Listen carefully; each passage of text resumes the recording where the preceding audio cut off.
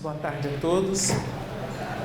É um júbilo espiritual visitar o Manuel Felipe Santiago. Não só o espírito, que é o patrono da casa, mas este núcleo de trabalho, de estudo, de amor em expansão aqui em Belo Horizonte. É uma grande alegria. Amigos e amigas tão queridos do coração, para compartilharmos as belezas da doutrina espírita. A nossa gratidão profunda ao nosso querido Fausto, que eu falo que é o nosso presidente emérito, E a Aldinha, com essa equipe toda, dos livros, do Dr. Bittencourt, da assistência a todo e qualquer necessitado do caminho. Que Jesus possa multiplicar o amor deste núcleo do Evangelho redivivo aqui na Terra. Meus amigos, é uma alegria poder compartilhar com vocês o caminho do reino. E esse caminho do reino, ele está muito bem delineado, muito bem definido nas estruturas doutrinárias do Consolador prometido por Jesus. Não se caminha na terra com eficiência, com efetividade, sem os sinais norteadores. E nós vamos aprendendo que no caminho nós temos as margens, nós temos as placas de sinalização, nós temos aqueles que têm mais experiência na jornada e que nos ajudam definindo-nos trechos perigosos, sinuosos, para que possamos ter mais vigilância. E nós vivemos um período de grandes definições, porque de muitas aferições, e eles nos ajudam. A providência divina, expressando a misericórdia do Pai, permite que as vozes do além falem conosco. E o Espiritismo é permanentemente, como a gente falava com a Aldinha, a voz desses imortais, desses amigos que nos advertem. Nós temos aqueles que ainda não têm tanta altura e que também falam conosco das suas lutas, das suas frustrações. São os nossos irmãos mais necessitados, às vezes revoltados, que nós acolhemos nas nossas reuniões mediúnicas e aprendemos muito com eles, para evitar os tropeços, as frustrações que induziram-nos a esses estados anômalos na vida espiritual. Então nós temos um cortejo de irmãos sem corpo que nos ajudam e que estão trabalhando para enaltecer a sabedoria de Deus em suas leis, manifestas em tudo o que existe. Do mineral ou do átomo ao arcanjo, nós vamos ver uma cadeia de vida, de experiência, e é preciso que a gente entenda isso. Nós temos vivido no mundo sob a tutela das próprias forças que nem sabemos definir. E a gente tem vivido muito das sensações. Mas chega um momento psicológico como o desta hora, em que somos induzidos a buscar respostas. Queremos respostas. Queremos compreender as questões que nos envolvem. Por que é que sofremos? Por que é que estamos aqui? Por que não conseguimos desatar determinados nós da engrenagem que nos prende? E batemos em diversas portas. Mas a misericórdia divina nunca deixou ninguém sem respostas. E para definir o caminho do reino, ou seja, a chegada no plano da felicidade, do apogeu de nós próprios, nós temos que nos valer das experiências de outros que fazem luz na nossa jornada. Se as nossas ciências definem para nós uma interpretação circunstancial da existência, que dizer então da ajuda dos espíritos, que são aqueles que estiveram no corpo e não têm mais corpo, e somaram não só em uma existência, mas em diversas. A doutrina espírita vem, segundo os espíritos, falar a segunda palavra do alfabeto divino. Essa palavra é a reencarnação. Nós tivemos uma grande palavra que foi pronunciada e vivida por um arauto de Deus na terra chamado Jesus, o nosso governador planetário. Ele debulhou para a gente amor e prometeu o Consolador prometido que viria explicar todas as coisas e relembrar tudo aquilo que ele nos ensinara. A doutrina espírita vem levantar bem alto essa palavra reencarnação, que é um conceito que define a justiça divina e o conserto da evolução que nos diz respeito. Sem reencarnação, muito difícil compreender e se ajustar a esse conserto de vida que não existe para malsinar, nem inibir, nem frustrar, nem amaldiçoar qualquer das suas criaturas, os filhos de Deus, mas para definir o plano da responsabilidade individual. Sem reencarnação ninguém entende isso, porque a reencarnação deixa implícita em si a lei de causa e efeito, porque a reencarnação é a aplicação da lei de causa e efeito, daquilo que está definido no Antigo e no Novo Testamento como a cada um segundo as próprias obras. Quem não estuda esse mecanismo de vida, de expansão de potenciais, nunca logrará o entendimento de si próprio e das leis que regem a sua destinação. Então a reencarnação é uma condição sine qua neste momento da humanidade para que a criatura possa se situar com muito êxito. Então nós não estudamos reencarnação para saber que o fulano foi A, foi B, foi C. Quando isso acontece, é para que estudemos os ganhos espirituais no tempo. Porque existe um aprendizado que é intelectual, nós começamos a repetir conceitos e nomeamos. Aquilo é telha, aquilo é parede, isso é corpo, são olhos, ouvidos. A gente dá nome às coisas, isso é uma atividade intelectual. Mas existe atividade que redunda desse átrio ou desse primeiro movimento de despertamento, que é a intelectualidade, que se chama moral. O que é moral? Aí o sentimento é requisitado. No plano moral, o sentimento é que tem que acrisolar a ideia, o conceito e fazer disso vida. Então, o sentimento responde pelo aspecto moral da vida e a razão responde por todas as incursões intelectuais.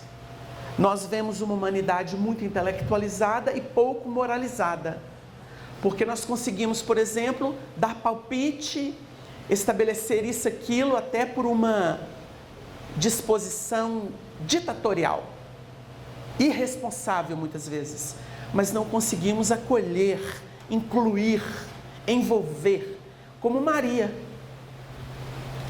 No versículo 7 do capítulo 2 de Lucas, tem ali um grande ensinamento que é factível para toda e qualquer criatura. Maria, que não tinha a plenitude e a pureza de Jesus, mas foi escolhida para ser sua mãe, dá à luz a seu filho primogênito e envolve-o em panos. Quando se estuda isso profundamente, ela envolveu no que ela tinha, na ternura, no carinho, na evolução que lhe era peculiar. Ela envolve em panos, porque ela não pode vestir Jesus, não se veste, um espírito menor não veste um que é superior a ele. Então ela envolve em panos, ela ambienta o Cristo no mundo. E a gente entende na postura dela, nossa missão na terra, de ambientar o bem, como Paulo definiu, é preciso ambientar a flor divina do Evangelho no mundo. E foi o que Maria fez, ambientou Jesus no mundo, deu o que ela possuía, a sua ternura, a sua candura, a sua humildade, a sua profunda capacidade de maternar. Mas Jesus era superior a Maria, mas precisou dela. É isso. Então, quando nós adentramos esse universo de conhecimento espiritual, que explicita os processos físicos da Terra, nós começamos a lidar com uma consciência cósmica. Não é mais uma consciência terráquea. A doutrina espírita nos tira do mundo.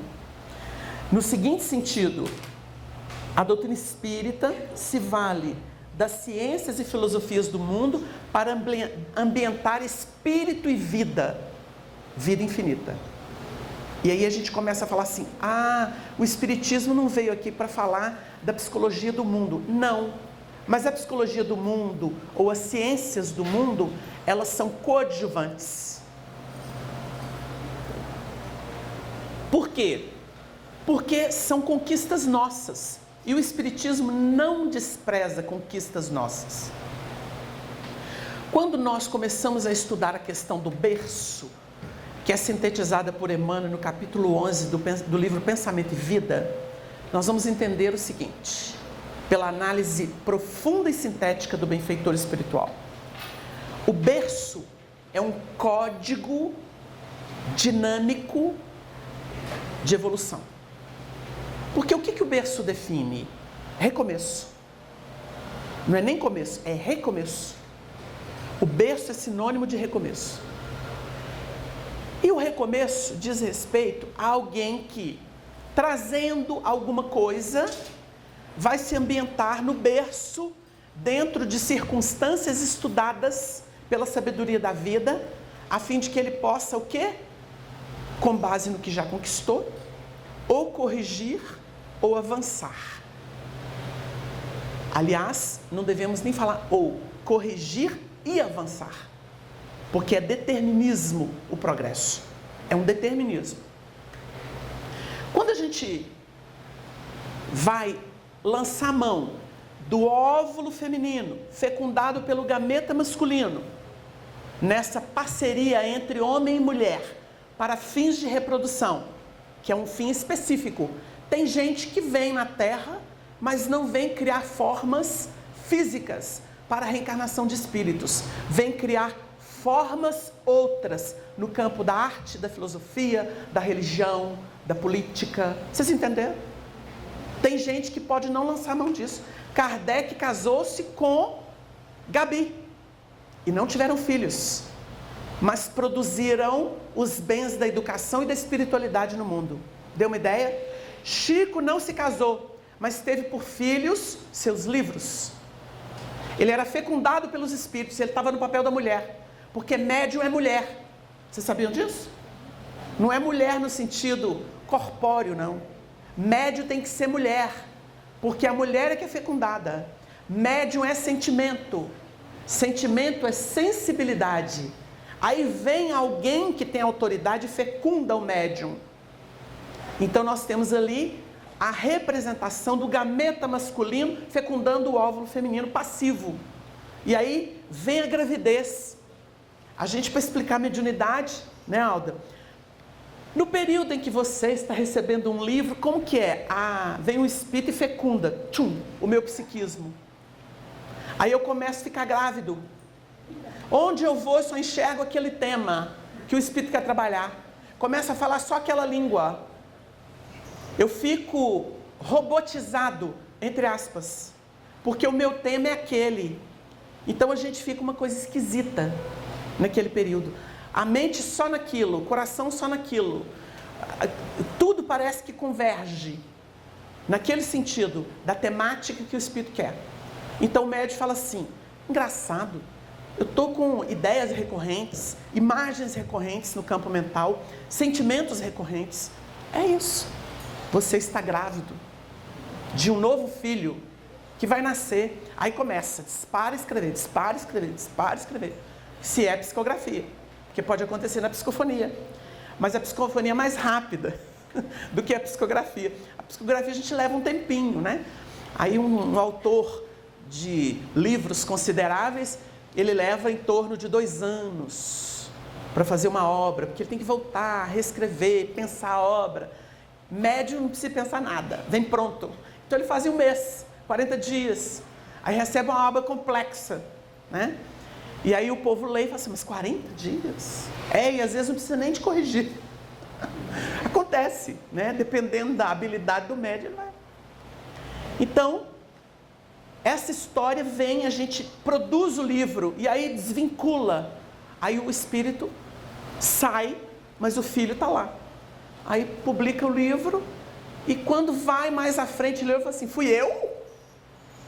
Esse conceito fui eu que intermediei? Por quê? Como não foi um labor intelecto moral do médium, ele apenas ambientou, às vezes ele assusta com o que está lá. Ele assusta. Então vocês estão acostumados a ver a produção literária de Chico Xavier. Então você tem lá ciência, filosofia, religião. O Chico trabalhou tudo quanto é tipo de espírito, que ele era médium maleável, como o Chico a gente ainda não viu. Viu, Maldinha? Maleável, de A a Z. Ele tinha, primeiro, evolução em diversas posições, em diversos períodos da história. Ele foi amanhado, ele tinha um terreno psíquico amanhado. Preparou-se na vida espiritual, magneticamente, tinha uma sensibilidade ultra que nós não suportaríamos, porque a sensibilidade do Chico era para cima e para baixo. Porque todo médium, ele percebe speed de luz, mas ele, na mesma dimensão do speed de luz, ele tem que entrar para baixo também, porque tem um equilíbrio.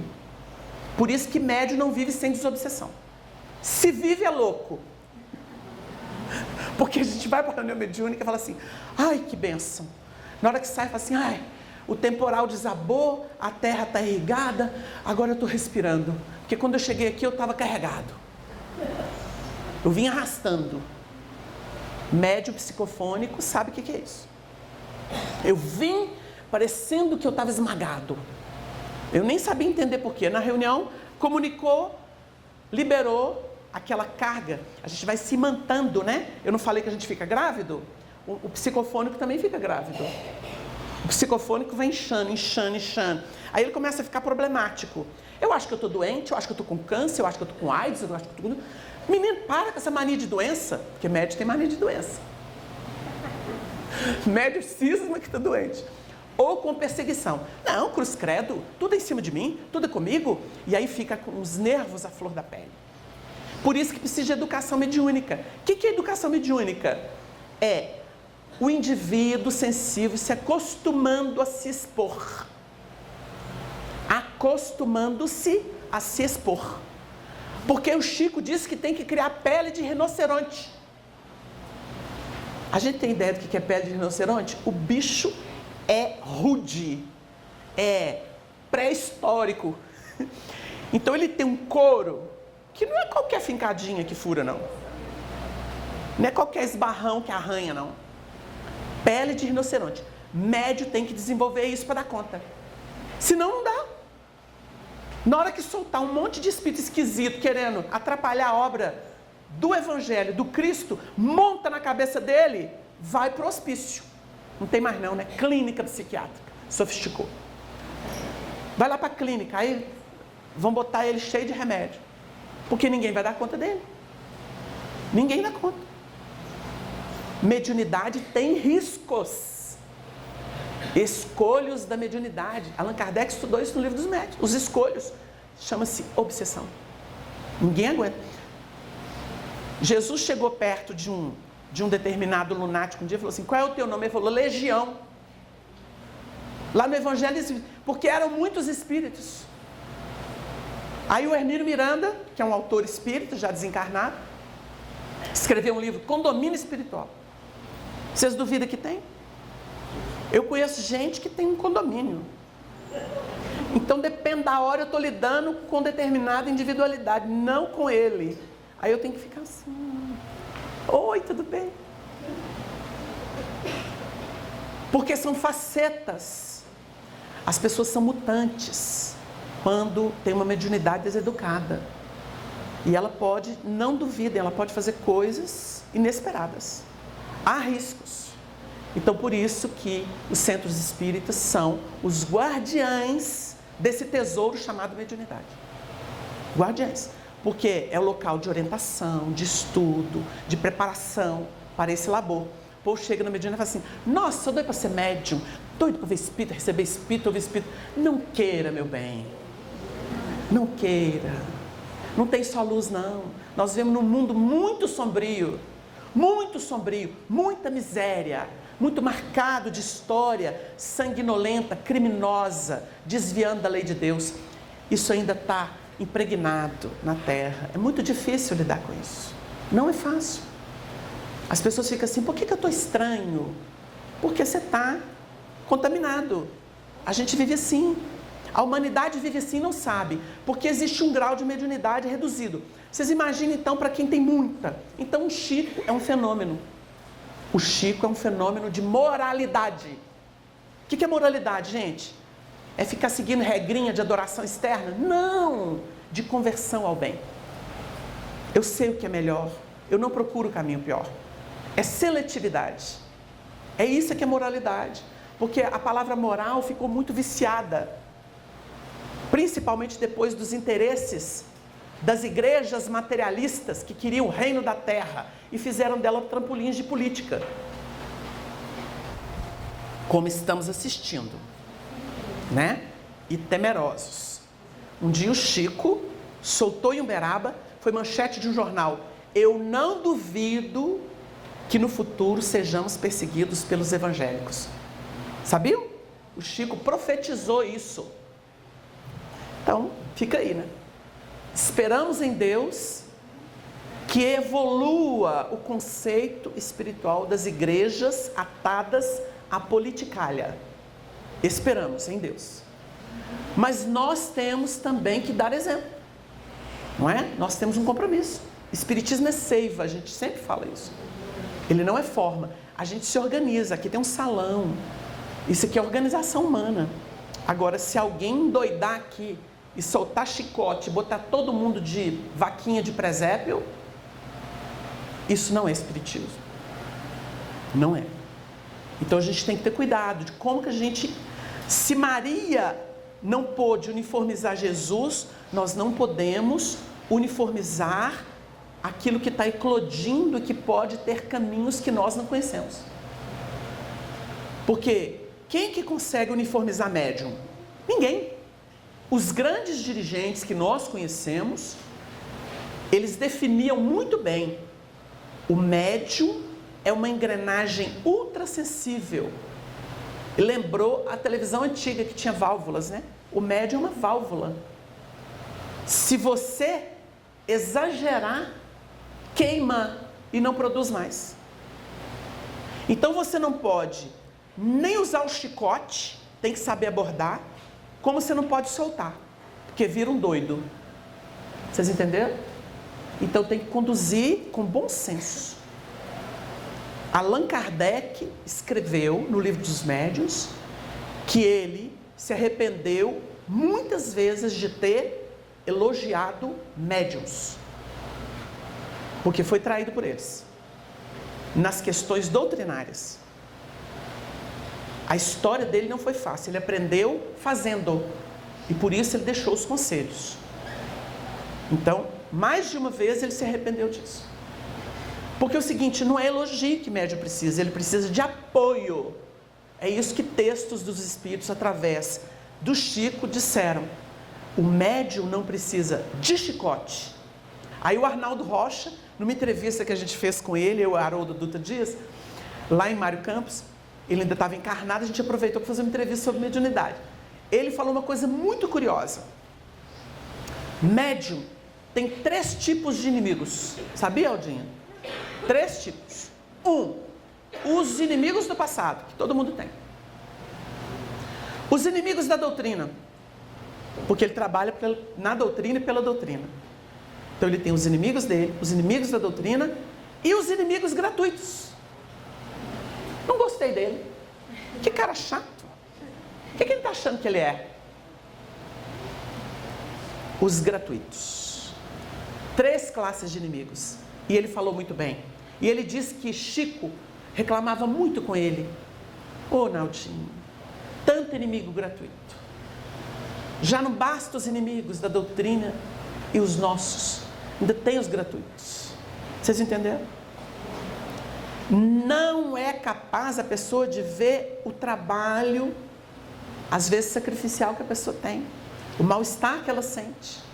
Então a gente estava falando do berço e fomos para a área da mediunidade porque está tudo conjugado. São as nossas heranças.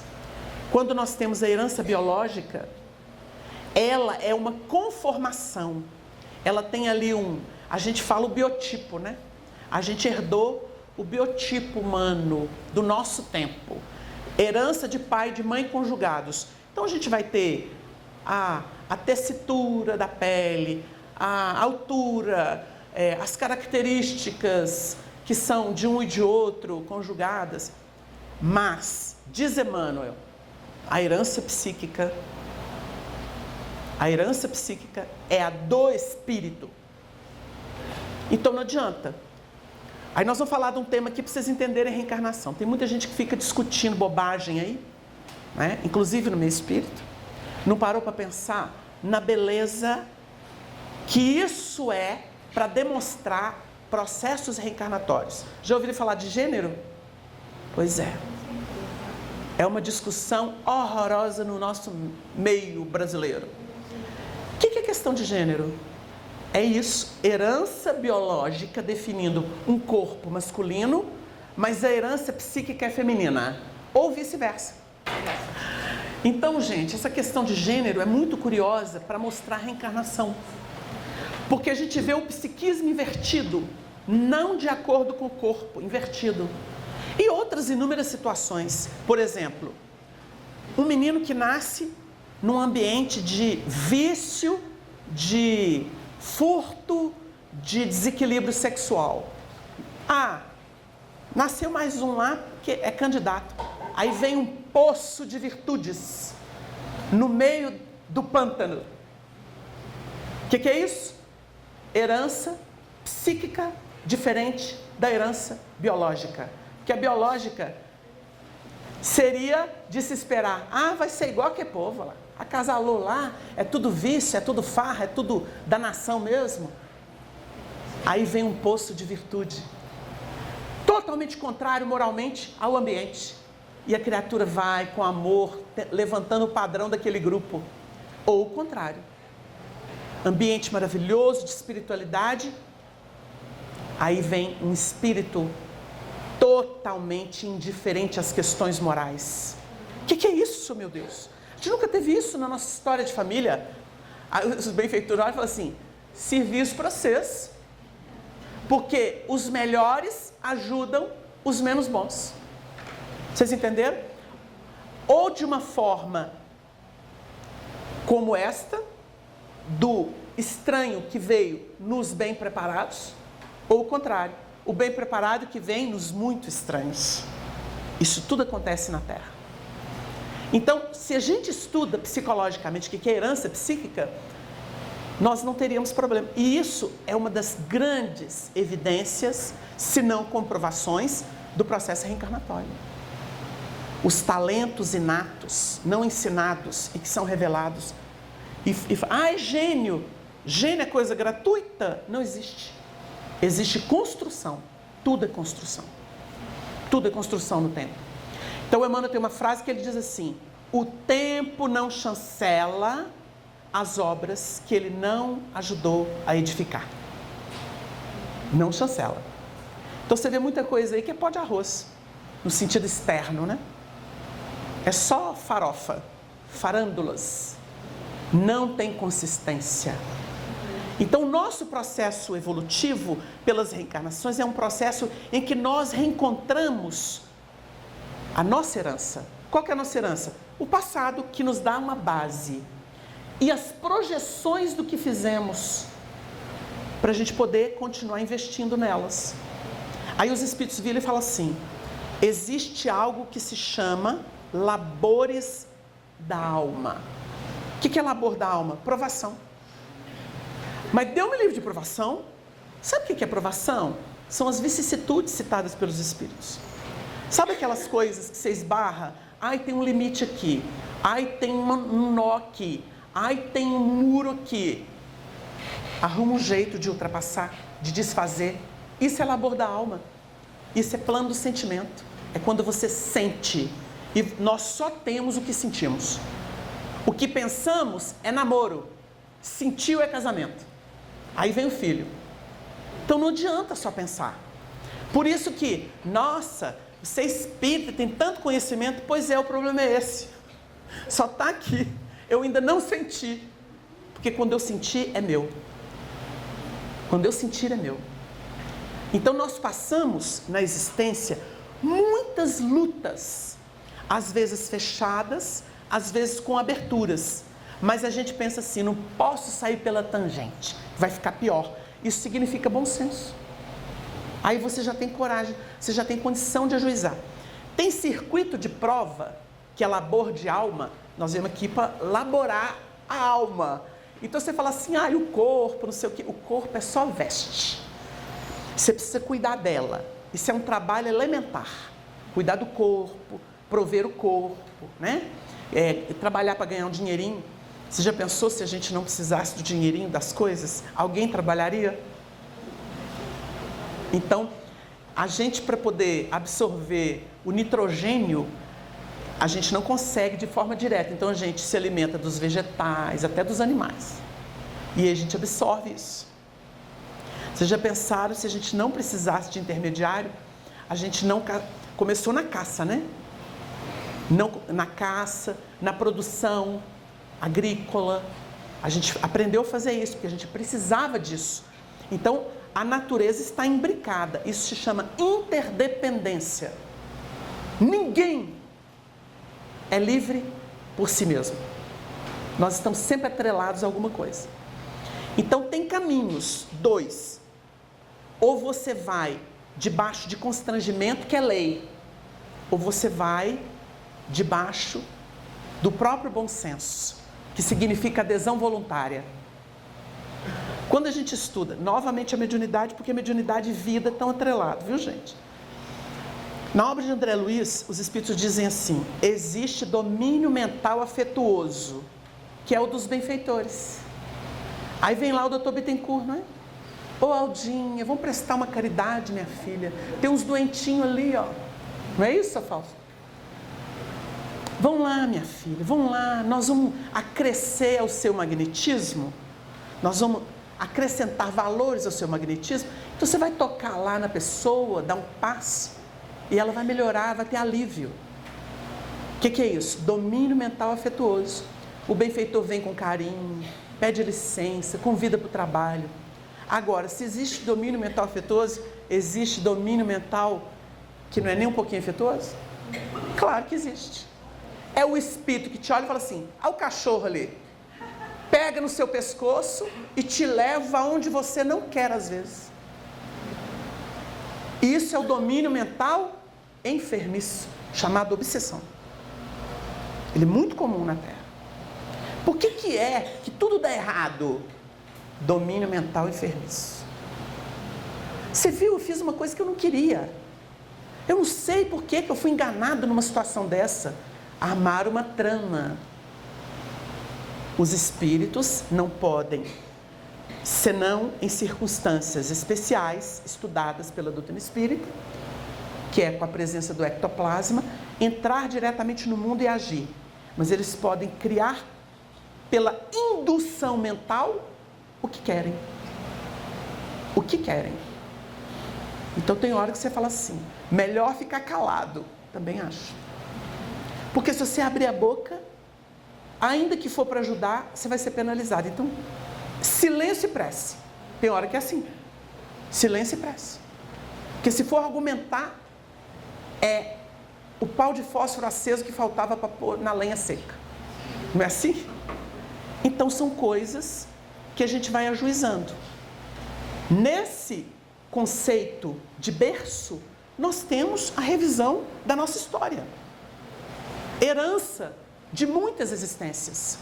Porque aqui na Terra nós temos 200 mil anos de atividade mental. Não adianta falar que o fulano está reencarnando pela primeira vez. Não tem espaço aqui para isso, mais não tem. Não tem espaço aqui para. Isso é para mundo primitivo. O elemento encarna pela primeira vez. Vai começar uma jornada. Na Terra não existe mais espaço para isso. Nós estamos mudando, inclusive. nós estamos chegando na culminância do processo de expiação e prova. Expiação e prova é sofisticação da mente. Nós temos habilidades e precisamos usar. Mas tem muita gente brucutu por aí, não tem? Brucutu no seguinte sentido: já tem construção, só não tem refinamento do campo mental. O que é refinamento do campo mental? Não sabe discernir, mas separa o mal do bem. Isso já sabe. Na Terra, o espírito mais atrasado sabe separar o que é bom do que não é, circunstancialmente. Isso é da Terra. Então ela atingiu um padrão. Por isso a nossa era é chamada de era psicológica. Porque nós estamos novamente fazendo o que os iluministas fizeram para nascer a doutrina espírita, dando nome às coisas, renomeando as coisas. Então nós estamos repensando instituição, família, relacionamento. O ser enquanto ser no universo, sua identidade. Vocês entenderam? Por enquanto, vai ter coisa aberrante. Não tem? Tem. Por que é aberrante? Porque são pessoas que não têm certeza das coisas e vivem um lusco-fusco, ainda iludidos, ainda tendenciosos, ainda raivosos, ainda inconformados. E aí surgem as coisas teratológicas, que é o que os espíritos sugerem dos dinossauros. Formas teratológicas. Fruto de quê? Experimentação das formas, das espécies.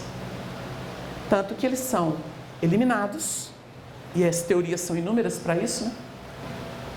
E algumas espécies permanecem. Nós temos coisa aí ancestral.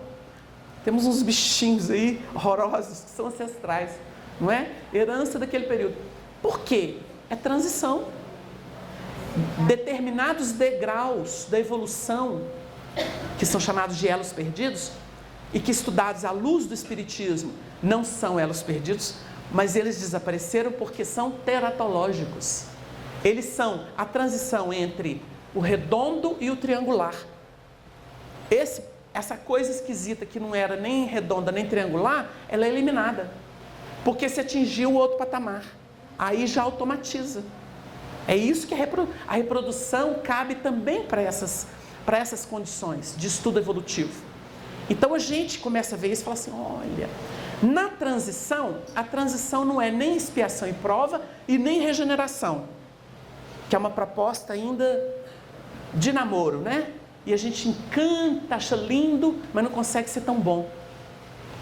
Não consegue ser tão paciente, tolerante, amável, generoso, e por aí. Então, a gente mistura o que é do futuro com o que é do passado. Então, treva e luz. Treva e luz. Por que é treva?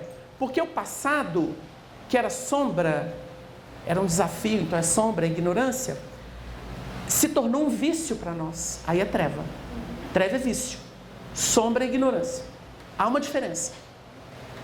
Uma pessoa sombria te trata mal, aí você explica para ela, fala assim, eu não sabia, desculpa.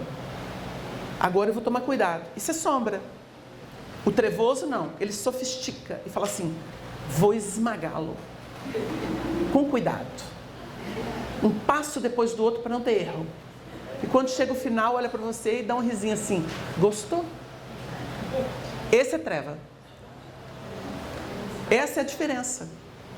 Então, quando nós estudamos o processo reencarnatório, que chega na sua culminância, nós estamos sendo chamados para um outro trabalho. Qual?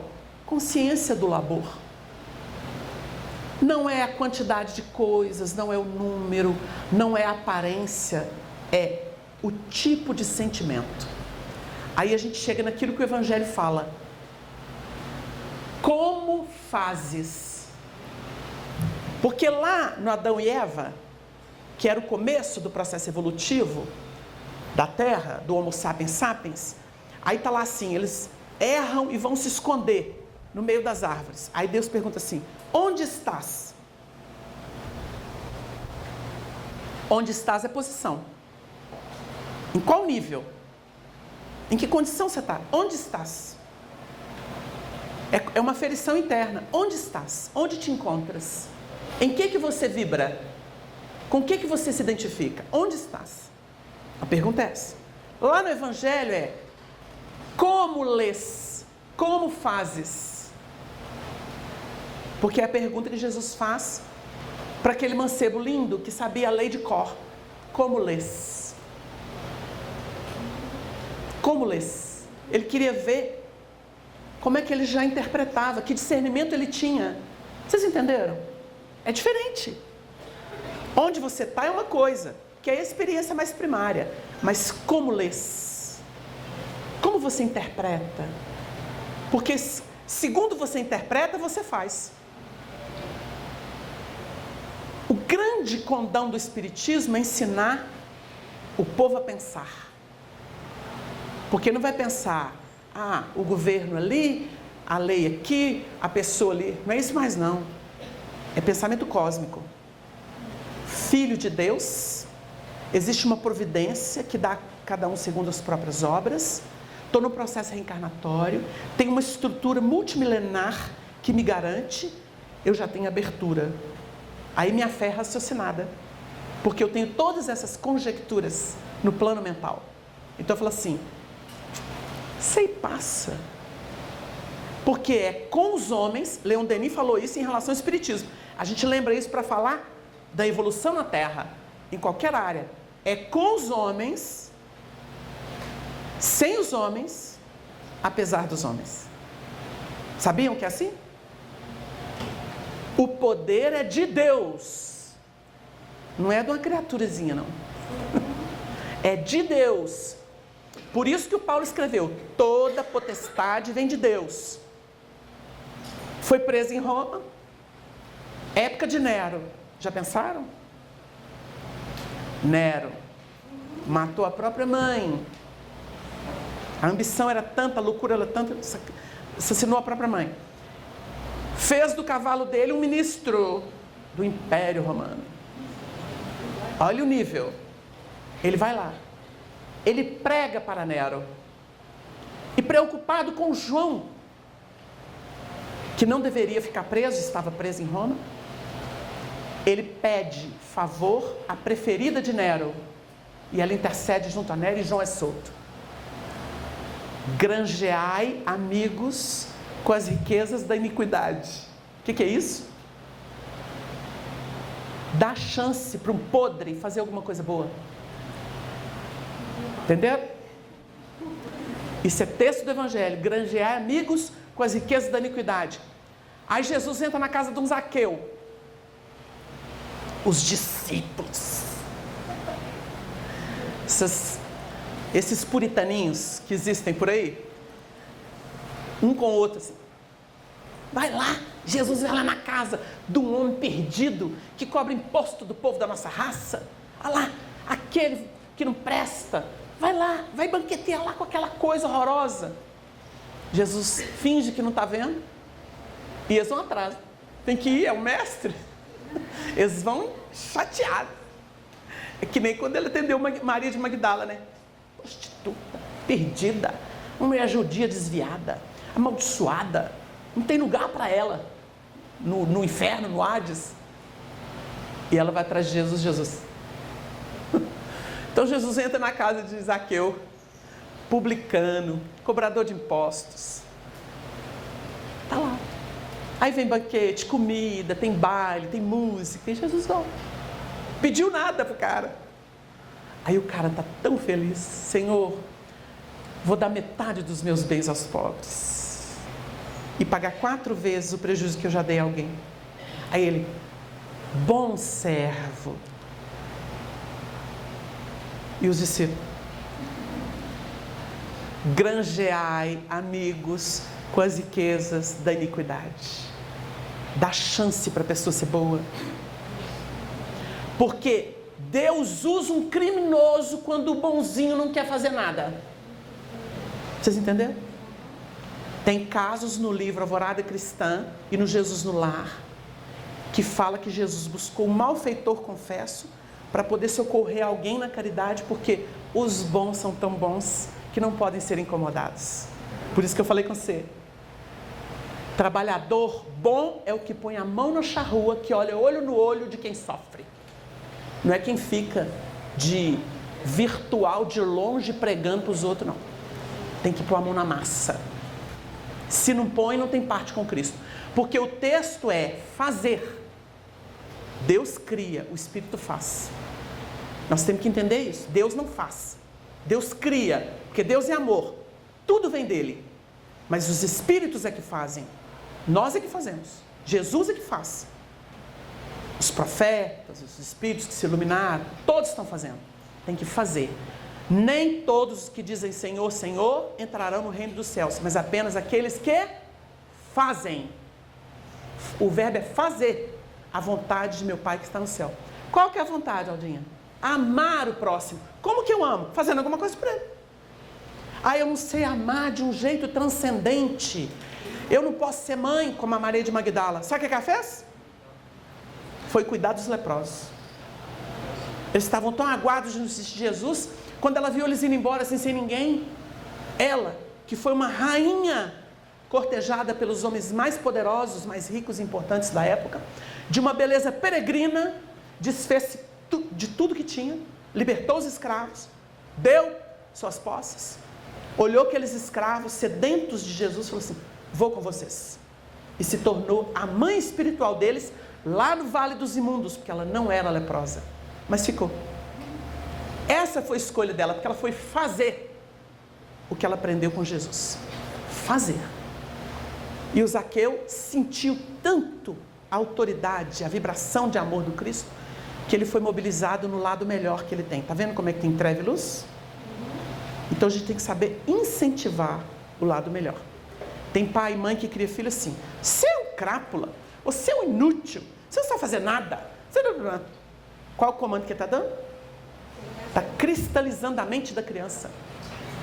Então tem outras formas de fazer. Meu filho,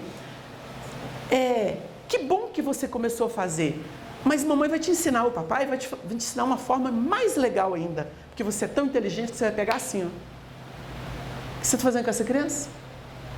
Abrindo a mente dela para o infinito da vida. Então nós costumamos fazer isso conosco.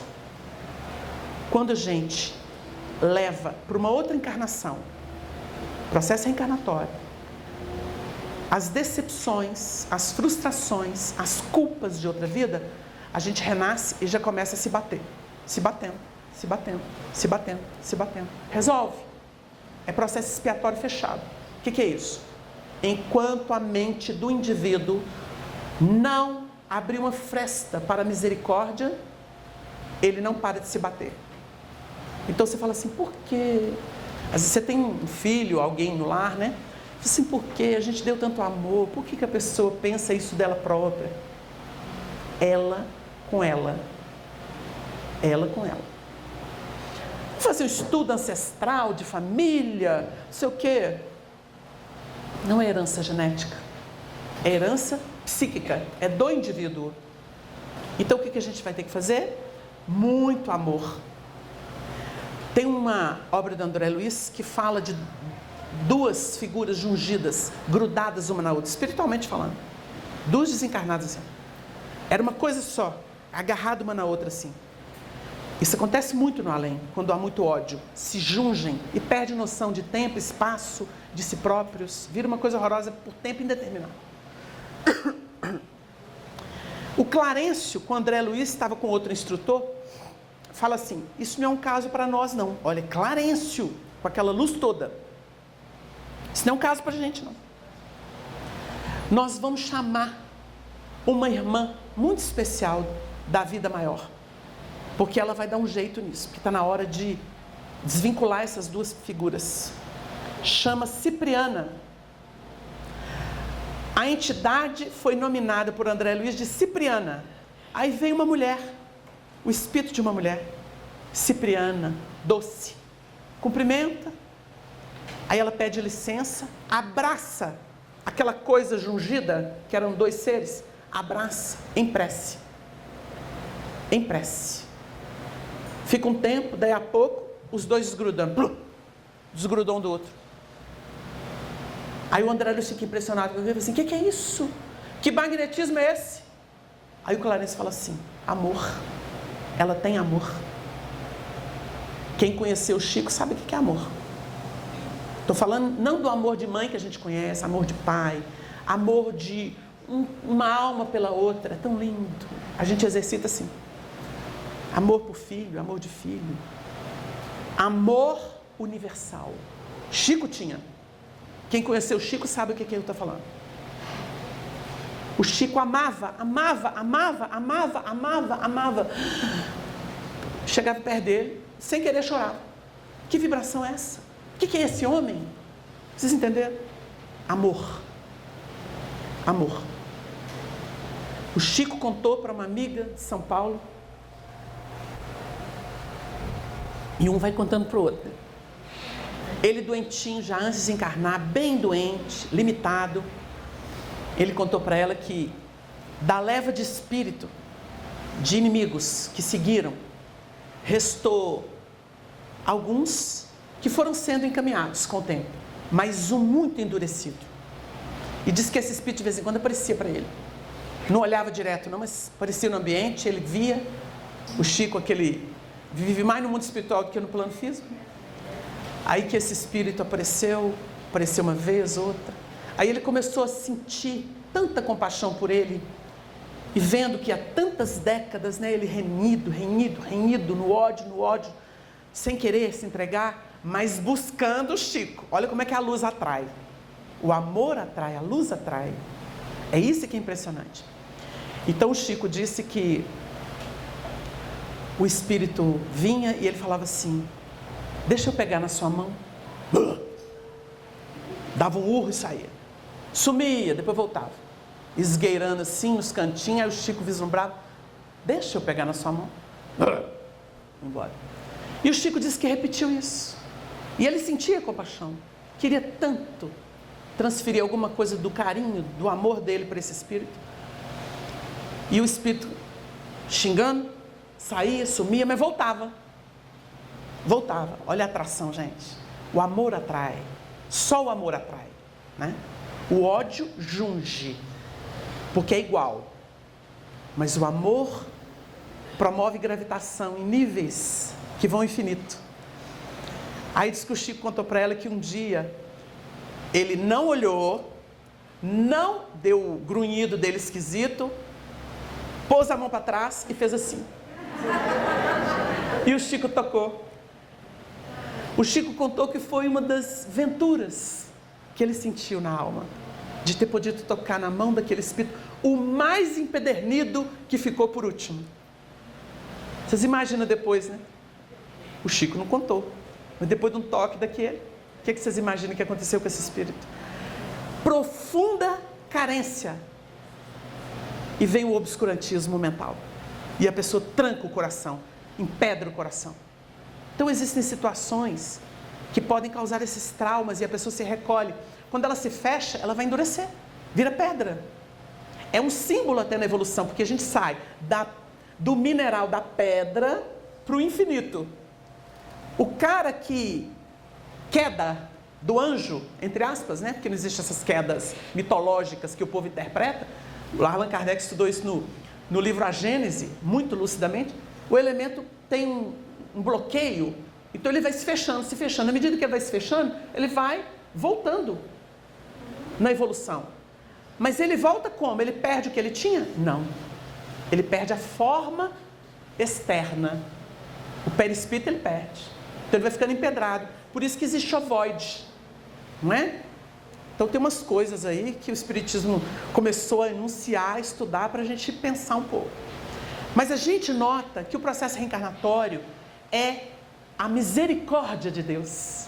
Porque através dele, nós vamos mudando de roupa e limpando o perispírito, limpando o campo mental, aprimorando o sentimento. Porque a gente vai tornando cada vez mais alta a nossa percepção no plano da emoção e das ideias.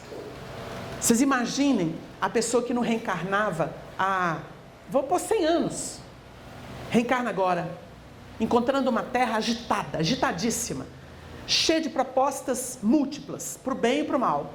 mas vê uma terra com instituições, como diz Kardec, né? A gente vê o progresso da humanidade quando nós notamos que voluntariamente as instituições beneméritas se multiplicam. Não importa se é religiosa ou não, mas humanitárias. Então você vê muitas frentes. Isso é sinal, segundo Kardec, de evolução da humanidade. De evolução. Não é mais do governo, não. Não importa. Reúne 3 aqui, 2 ali, 100 ali, 1000 ali e começam a fundar movimentos de resgate humano, de iluminação, de educação, de socorro. O que Chico Xavier, sozinho, sem fundar uma instituição assistencial, fez pelo Brasil, é assombroso.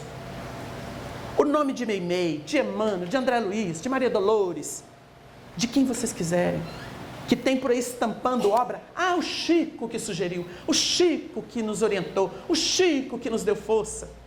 Não é isso? Isso é educação. Não é só educação de escola, não. É educação moral, a do sentimento. Porque essa é a verdadeira.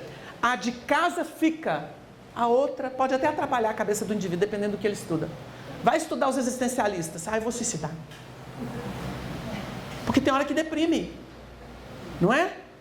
Então, é preciso trabalhar o sentimento. Aí está o mármore precioso da eternidade. Se esculpir a obra, acabou. Então, o nosso plano de trabalho é moral. E por isso a gente vai trazer uma história aqui para culminar essas reflexões, porque a segunda palavra do alfabeto divino que o Espiritismo vem pronunciar chama-se reencarnação. Aí a gente vê lá, pelas mãos de amor de Chico, um espírito como Maria Dolores escrevendo. Depois de muito tempo, sobre os quadros sombrios do Calvário, Judas, cego no além, errava solitário. Era frio a paisagem, triste a paisagem. Recolhido nos próprios erros e nos próprios desmandos, não conseguia enxergar. Tem um branco aqui. Depois de muito tempo, sobre os quadros sombrios do Calvário, Judas, cego no além, errava solitário. Era triste a paisagem, o céu era nevoento. Cansado de remorso e sofrimento, sentara-se a chorar. Nisso, nobre mulher, de planos superiores, limbada de celestes esplendores que ele não conseguia divisar, chega e afaga a cabeça do infeliz. Em seguida, num tom de carinho profundo, quase que em oração, ela lhe diz: meu filho, por que choras? Acaso não sabeis? Replica o interpelado, claramente agressivo. Sou morto e estou vivo. Matei-me e novamente estou de pé, sem conforto, sem lar, sem amor e sem fé. Não ouvistes falar de Judas o traidor? Fui eu que aniquilei a vida do Senhor. A princípio, julguei poder fazê-lo rei, mas apenas lhe impus sacrifício, martírio, sangue e cruz. E em flagelo e aflição, eis aqui a minha vida agora se reduz. Afastai-vos de mim, deixai-me padecer neste inferno sem fim. Nada me pergunteis, retirai-vos, Senhora. Nada sabeis da mágoa que me atinge. Nunca penetrareis minha dor infinita. O assunto que lastimo é unicamente meu. No entanto, a dama calma respondeu: meu filho, sei que sofres, sei que lutas, sei a dor que te causa, o remorso que escutas. Venho apenas falar-te que Deus é sempre amor em toda parte. A bondade do céu jamais condena. Venho por mãe a ti buscando um filho amado. Sofre com paciência a dor e a prova. Terás em breve uma existência nova. Não te sintas sozinho ou desprezado. Judas interrompeu a rude pasmo. Não me venhais aqui com mentira e sarcasmo, depois de me enforcar num galho de figueira, para acordar na dor, sem mais poder fugir à vida verdadeira, fui procurar consolo e força de viver, ao pé da pobre mãe que me forjara o ser. Ela me viu chorando, escutou meus lamentos, expulsou-me a esconjuros, chamou-me monstro por sinal, disse que eu era unicamente o espírito do mal, intimou-me a terrível retrocesso, mandando que apressasse o meu regresso para a zona infernal de onde por certo eu vinha. Ah, detesto lembrar a horrível mãe que eu tinha. Não me faleis de mães, não me faleis de amor. Sou apenas um monstro sofredor. Ainda assim, tornou a dama docemente. Por mais que me recusos, não me altero. Amo-te, filho meu, amo-te. E quero ver-te de novo a vida, maravilhosamente revestida, de paz e luz, de fé e elevação. Virás comigo à terra, perderás pouco a pouco o ânimo violento. Terás o coração nas águas de bendito esquecimento. Numa nova existência de esperança, levar-te-ei comigo a remansoso abrigo, dar-te-ei outra mãe. Pensa e descansa. E Judas nesse instante, como quem olvidasse a própria dor gigante, ou como quem se desagarra de pesadelo atroz, perguntou: quem sois vós? Que falais comigo sabendo-me traidor? Sois divina mulher irradiando amor? Ou anjo celestial de quem presinto a luz? No entanto, ela fitando frente a frente, respondeu simplesmente: meu filho, eu sou Maria, sou a mãe de Jesus. Essa história que Maria Dolores traz da vida espiritual, como relato do que aconteceu efetivamente com Judas no além, depois da desencarnação de Maria, resgatando para retomar a sua evolução, que ele culminaria quando ele reencarna como Joana d'Arc. Joana d'Arc é a reencarnação de Judas, e ali ele se redime do passado culposo. Nós entendemos que as reencarnações, elas são benfeitoras, são banhos para limpar a alma das sujidades adquiridas e aperfeiçoando-a para o reino de Deus. O caminho do reino é o caminho da evolução, é o caminho da reencarnação, com todas as suas facetas de resgate e iluminação, porque ninguém paga uma conta sem se iluminar, porque aprende o caminho. É nesse sentido espiritual que a doutrina espírita abençoa o mundo para uma nova era de consciência cósmica, não atrelada mais a um momento específico, a uma pessoa, a um conjunto de pessoas, a uma pátria, mas com o sentimento de que está em serviço, laborando na alma todas as virtudes que representarão asas para voar para onde ela quiser, no infinito de Deus. Pode ser Júpiter, Saturno, pode ser Capela, pode ser Sírius, Betelgeuse, Canopus, ou uma família de mundos tão divina que a gente ainda não sabe nomear. Não temos instrumentos ópticos para sequer cogitar delas. Vamos viajar pelo universo. E o processo reencarnatório, regido pela lei de causa e efeito, define em nós as estruturas básicas de raciocínio e moral, para que possamos ser artífices do próprio progresso.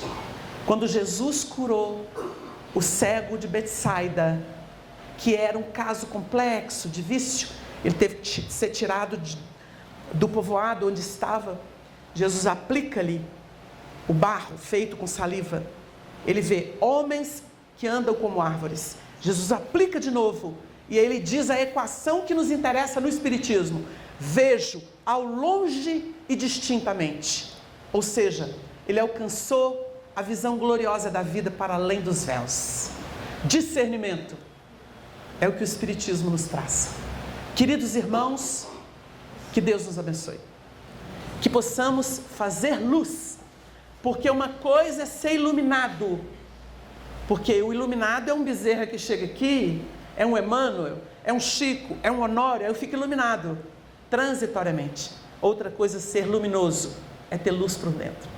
Vamos ser luminosos, brilhe a vossa luz diante dos homens, é o recado de Jesus. Muita paz, muito obrigado, e que Deus abençoe essa colmeia de trabalho no bem. Obrigada, Fausto.